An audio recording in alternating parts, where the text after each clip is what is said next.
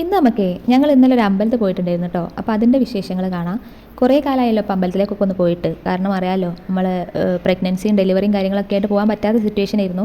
അപ്പോൾ തന്നെ എൻ്റെ മനസ്സിലുണ്ടായിരുന്നു കേട്ടോ, പോകാൻ പറ്റുന്ന സമയമാകുമ്പോൾ അധികം വൈകിക്കാണ്ട് എത്രയും പെട്ടെന്ന് ഏതെങ്കിലും ഒരു അമ്പലത്തിൽ പോകണമെന്ന്.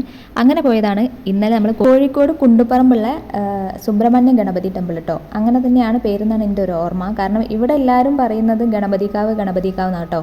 അതുകൊണ്ട് തന്നെ അതിൻ്റെ കറക്റ്റ് പേര് എനിക്ക് അറിഞ്ഞൂടെ, ഓർമ്മയില്ല. ഞാൻ ഫസ്റ്റ് ടൈം പോകുന്ന അമ്പലമാണ് കേട്ടോ. അപ്പോൾ നമ്മൾ കുറേ കാലത്തിന് ശേഷം പോകുന്നതായതുകൊണ്ട് തന്നെ ആയിരിക്കണം ദൈവങ്ങൾക്കും തോന്നിയിട്ടുണ്ടാകും കുറച്ചൊന്ന് വെയിറ്റ് ചെയ്തോട്ടേന്ന്. അപ്പോൾ നമ്മൾ പോയ ടൈമിൽ നട അടച്ചിരിക്കുകയായിരുന്നു, എന്തോ പൂജയ്ക്ക് വേണ്ടി നട അടച്ചിട്ടുണ്ടായിരുന്നു. അപ്പോൾ കുറച്ച് നേരം അവിടെ ഇരുന്ന് റെസ്റ്റൊക്കെ എടുത്ത് സംസാരിച്ച്, സത്യം പറഞ്ഞാൽ അവിടെ ഇരിക്കാൻ നല്ല രസമുണ്ടായിരുന്നു കേട്ടോ, നല്ല കാമായിട്ട്.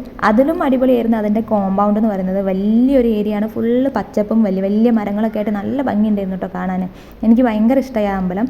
അപ്പം പേര് പോലെ തന്നെ അവിടെ ഏട്ടനനിയന്മാരായിട്ടുള്ള ഗണപതിയും സുബ്രഹ്മണ്യനും കേട്ടോ മെയിൻ പ്രതിഷ്ഠ എന്ന് പറയും. മെയിൻ അല്ല, ആ പ്രതിഷ്ഠകൾ മാത്രമേ ഉള്ളൂ.